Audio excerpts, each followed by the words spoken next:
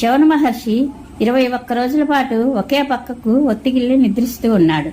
కుశిక మహారాజు తన భార్యతో కలిసి నిద్రాహారాలు లేకుండా నిరంతరం అతని సేవలో నిమగ్నమై ఉన్నాడు. మహర్షికి సేవ చేయడంలో అతనికి ఎంతో ఆనందం కలుగుతోంది. 22వ రోజున మహాతపస్వి చవనుడు తనంత తానే లేచి రాజుతో ఏమీ చెప్పకుండానే భవనం నుండి బయటకు వెళ్లిపోయాడు. రాజదంపతులిద్దరూ ఆకలితో అలసటతో నీరసించిపోయారు. అయినా ముని వెళ్లడం చూసి అతను వెనుకనే వెళ్లారు. అయినా ముని వారిని కన్నెత్తి అయినా చూడలేదు. వారు చూస్తూ ఉండగానే ముని అంతర్ధానం అయ్యాడు. రాజు ఖిన్నుడై కింద పడిపోయాడు. కొంతసేపటికి అతడెలాగో తన్ను తాను సంభాళించుకుని లేచి రాణిని వెంటబెట్టుకుని తిరిగి ముని కోసం వెతకసాగాడు.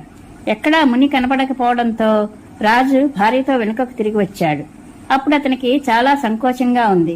నగరానికి వచ్చి అతడు ఎవరితో ఏమీ మాట్లాడలేదు. కేవలం